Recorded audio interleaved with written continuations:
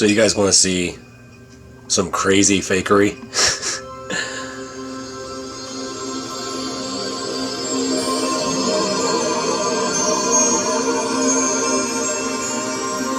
This is a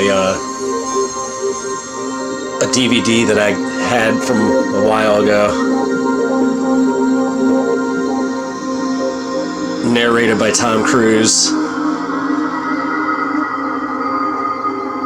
and it's like early 90s space station fakery, and it's just so bad.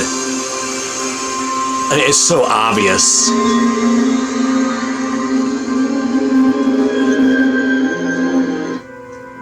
Let's go forward a little bit. Yeah, it's pretty ridiculous, guys.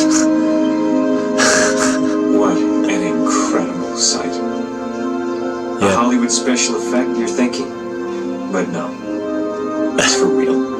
Hear that? He says a Hollywood special effect you're thinking? But no, it's real. It's the International Space Station. 250 miles above us right now. It's being built by just a few dozen astronauts. Who's taking the picture? If you'll come along with me, Look at this animation. We'll find out how these extraordinary people do it. Okay, Chris, I'm just going to head on back to the Pillow Bay here. Roger, I see you. What a beautiful view of the port side there. Yeah, spectacular. Dude, it's like watching a comedy. I'm just gonna fast forward a little bit here. This is animation, and you know, it's like, why make any animation at all? Just shoot real footage. Look at this. Looks good, I concur. They show you how they're faking it. Clear below. For you and me, the virtual reality lab at the Johnson Space Center might be the ultimate video game. Cheated to death again. We're back on. I concur. But if you're Scott Parazynski and Chris Hadfield, it's where you learn how to escape from your worst nightmare. They're a construction team, one of many that will fly a whole series of missions to assemble the station in orbit. So yeah, basically they're just showing you there, right there, exactly how they fake everything. Oh yeah, whoa. This is good. So I gotta rewind this. Hang on. This is so CGI. Watch. £1 million. You don't want to be anywhere close by when they light that fuse.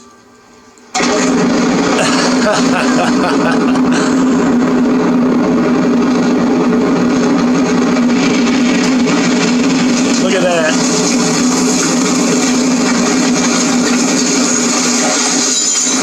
Oh, the cracked glass for dramatics. Look at that. It's so fake.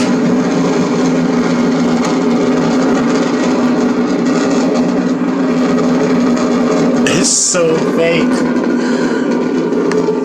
Anyway, I want to get this. Proton is an expendable rocket. After delivering Zarya to orbit, it'll fall back to Earth into a safe zone. A safe zone. Other station parts will be hauled up by a fleet of ships of a very different design. Endeavor, we have Zarya firmly attached to the orbiter. We're halfway home for today. Nice job.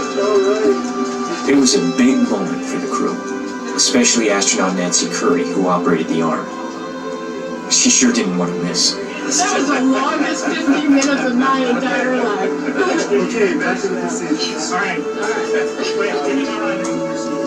All right, I want to get to some of the footage inside of these guys. Look, here's some more Models of the station. showing you Before it's finally finished, other ways that they fake these it. crews will have made 160 spacewalks. That's 2.5 times all the previous spacewalks ever done.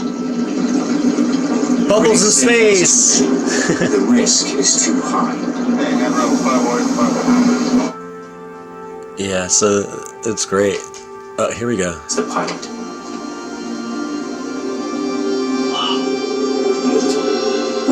orbit. Look at Earth. 250 miles out. Close enough to read the label. The station is 40. Notice how that's curved? That's Africa going by behind. These? We're getting ready to. That's from that fisheye lens. Our crew's going to hook up the basics: wiring, plumbing. Yeah, all this stuff's faked. I mean, and I'm just showing you. And oh, here you go. Look at That him. was the start of my longing for space flight. But I thought that kind of thing was beyond my reach. Something that was at that time impossible to achieve or to do as a Japanese. Koichi's installing the heart of the station's system. Look at that. Look at that fisheye lens. It's called the Z1. I'm not gonna play the whole video. There's a little more footage. Here we go. Here we go. In their suits, they can survive up to 8 hours in temperatures of plus to minus 250 degrees. In conditions like that, you gotta keep your sense of humor. These guys are huge fans of Austin Powers. The commander gives Leroy and Billy Mack their send-off in the airlock before they move outside. The second team, Jeff Weissoff and Mike Lopez Alegria, known as LA, seal off the inside hatch behind them. So that right there, they're doing one of those drops in an airplane. You can hear it in the background. Yeah, so they fake it underwater. Yeah, they fake it. Number one task CGI. is to deploy the next piece.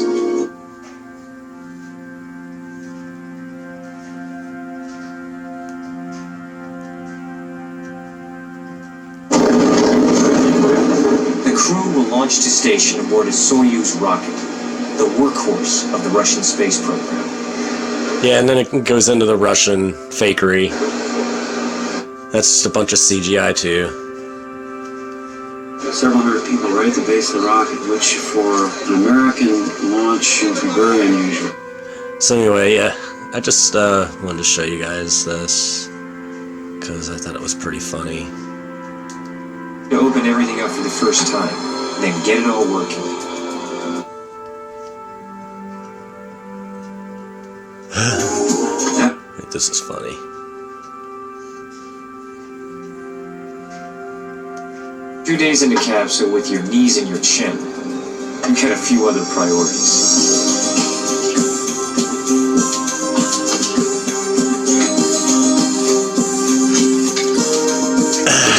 A Soyuz pilot like yours. Just spray water all over the space station. More than a year and a half in space, and a Navy SEAL for a commander, and you've got the right stuff for the job. See what they do is, like all these wires, they're just rigid. So they look like they're always suspended or floating around. They're just, like rigid. They're, like those, I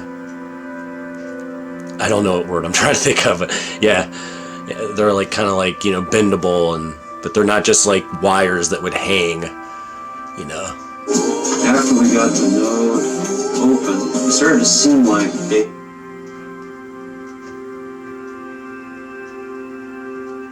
We have to exercise every day to stay fit. Oh, they show you how they do that? You feel difference in your muscles. When we did this exercise near the window, every time you turn pedal, you fly several kilometers. It's more impressive to say. I ran the bike from Paris to China. Probably the nicest thing in sleep compartment is a window. From space, you don't see any borders. You really don't see where United States ends and then Mexico starts. You feel yourself part of humankind, not just man from one country, one city. Of course, on Earth, we take things like air and water for granted. But here, the supply is limited. You can't survive without it, so you have to recycle it continuously.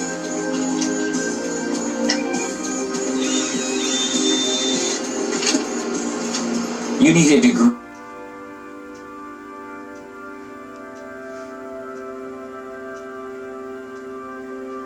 talking to the kids, fooling all them. It's horrible.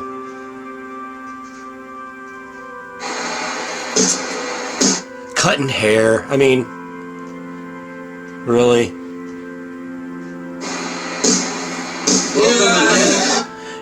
You know, I mean, a space station, if it were real, and it's not, it would be the most disgusting, filthy,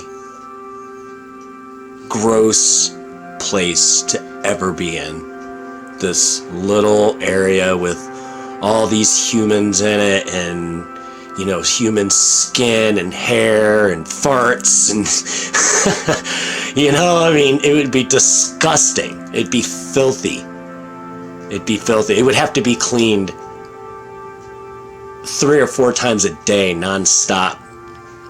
All those instruments to keep working, and it's just, it's so ridiculous.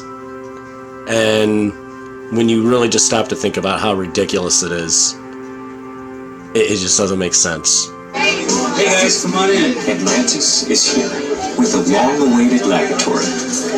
Like kids in a candy store, Nice little free message. gleefully explores the station for the first time. Hey, See how they like to wait? See, they wave. That's to distract you. Pay attention to us. In honor of the occasion, they wear very special socks. Broadcasting from Destiny. Copy, a great first moment here. And the lab looks and feels and smells great. And looks like all the hard work has really paid off. It's a beautiful piece of hardware. A lot of these flights are transfer flights, and so we're transferring.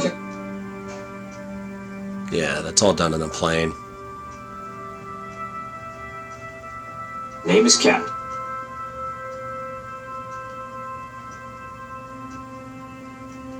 but friends and family on the ground. And you knew there were things going on that you'd certainly like to be a part of and you were missing. Oh, okay. Nighty night, you fakers.